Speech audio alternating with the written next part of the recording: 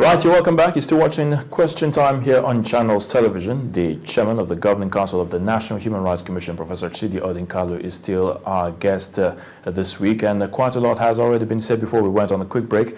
But yes, let's continue with our discussion. Of course, I did tell you, or I did ask you about the recent happenings in Enugu State. But before that, before we even delve into that, let's even look at the way the National Human Rights Commission goes about its business in getting information, the kind of information that you receive on a day-to-day basis. How confidential do you get to handle these informations that come to your commission?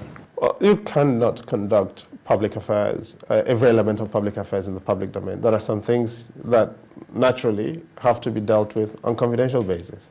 And every day we get that at the Commission from such issues as the basics of complaints in the family sphere, for instance. I think somewhere in the region of about 28 to 32% of the complaints we get are related to the family situation of people. Domestic violence, husbands beating their wives, boyfriends attacking girlfriends, young women scalded with acid by spurned lovers, children whose fathers refuse to pay for maintenance, kids dropped out of school because their fathers have run away.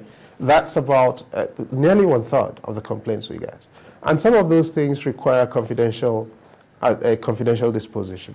Many others require a similar disposition because they are in the heart of the state security architecture.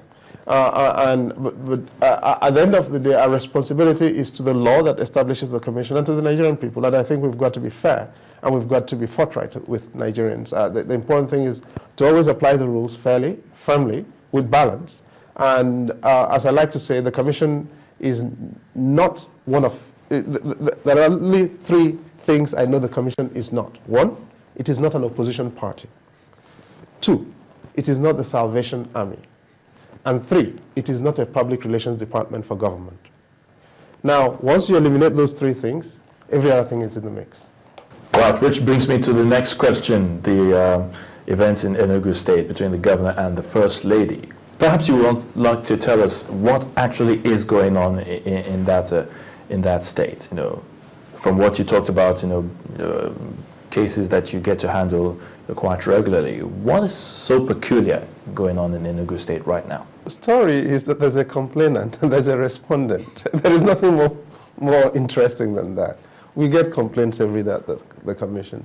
Some are more ordinary than others. But as the chair of the Governing Council, I cannot really afford to discriminate between complainants on grounds of their status.